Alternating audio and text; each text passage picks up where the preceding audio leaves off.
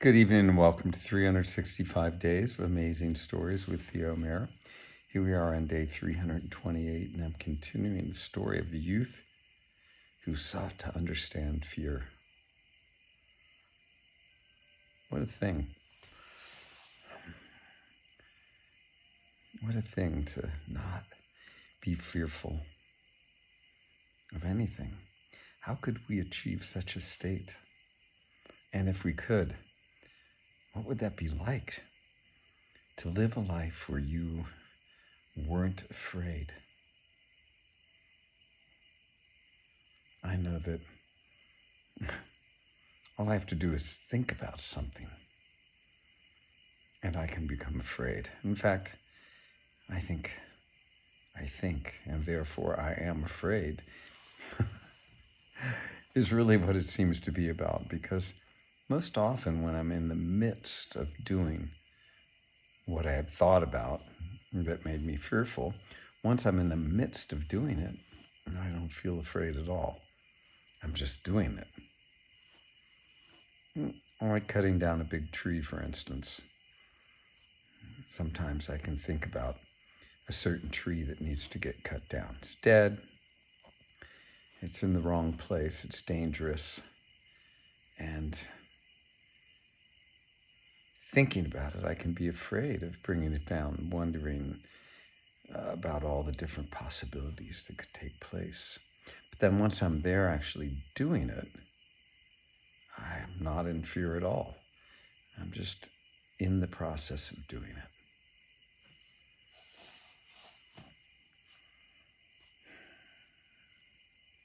So this youth, he was on his way to the king.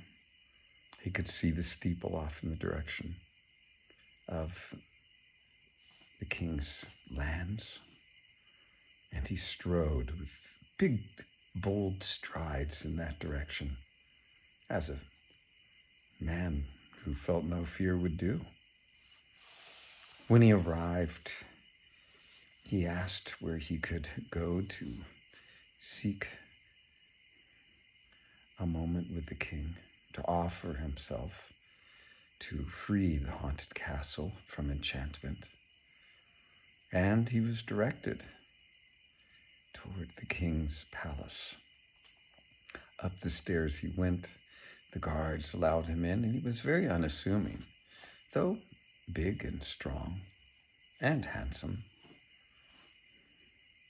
He was led to the king's chamber, and there he offered himself up. The king liked the look of this young man, and in fact inwardly wished and hoped that he would succeed in his task. He asked the youth, "You may take 3 things with you. Let me know what those are, and I shall have them readied.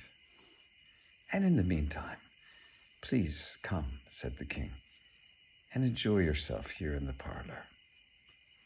I will, in fact, call for my daughter so she might meet you. Perhaps it will inspire you, or she will inspire you, to wish to last those 3 days and nights." The youth was delighted.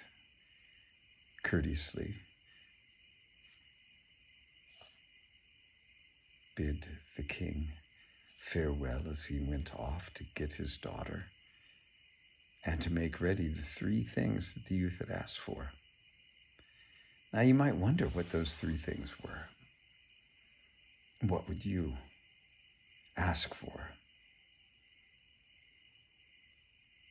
3 things to take into a haunted castle: weapons, shields, a steel case to lock yourself up in.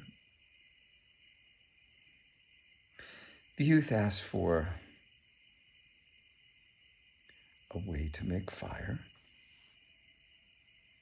a turning lathe, and the knife hung with it. The king sent for his carpenters to bring a turning lathe and a knife. The knife, the cutting edge that you use to cut the wood as you turned it. In the meantime, the youth was led into the parlor. He was offered a delightful couch to sit down in, but instead he remained standing and walked around, viewing the beauty of this room. He looked out through the doors toward the garden and the fountains. He took in the delightful aromas that were blowing in, and the beautiful lighting, and the wonderful colors. And we'll leave the youth there, enjoying his senses being stimulated really in a way that they never had before. Such opulence. Okay.